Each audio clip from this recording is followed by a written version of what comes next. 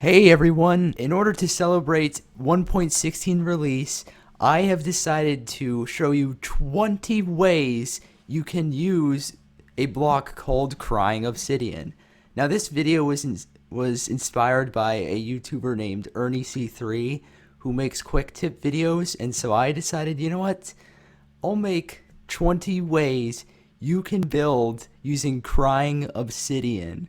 Alright, let's get into the countdown. Number 1, you can use Crying Obsidian to put it in like a pipe, kind of like a liquidy kind of thing in a laboratory. Number 2, you can use Crying Obsidian in far future builds. It is one of the most far future build blocks in the game, and that has me really excited. Number 3, Crying Obsidian looks just like a space background, and you can use that to make a space background for like any kind of like ship or far future technology, which is fantastic if you ask me. Number 4, amazingly, Crying Obsidian works really well with dark blue as well as blackstone, which is finally a use for dark blue materials such as blue glazed terracotta and blue glass. Dark blue for the win! Number 5, Crying Obsidian also works really well with regular obsidian.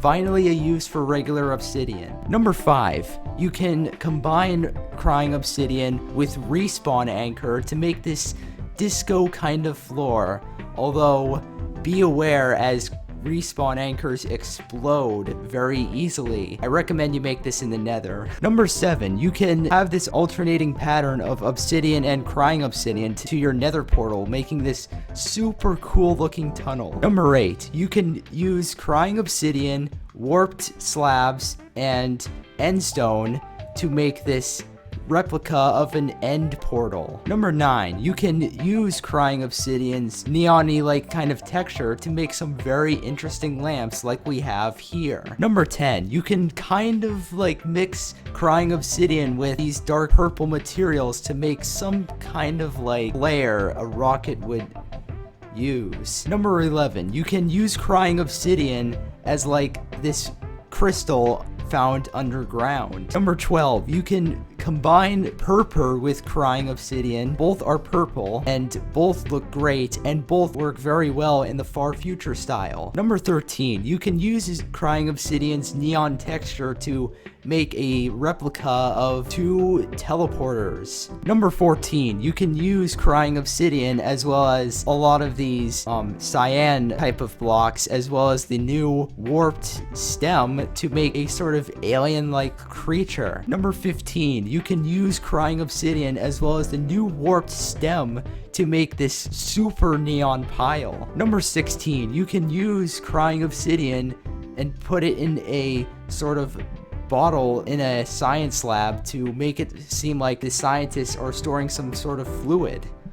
Inspired by Idea 1. Number 17. Of course, with Crying Obsidian now in the game, you can absolutely improve an end pillar using Crying Obsidian. Number 18. In a far future kind of house, you can place Crying Obsidian on the ceiling to make it look like a false galaxy facade kind of thing.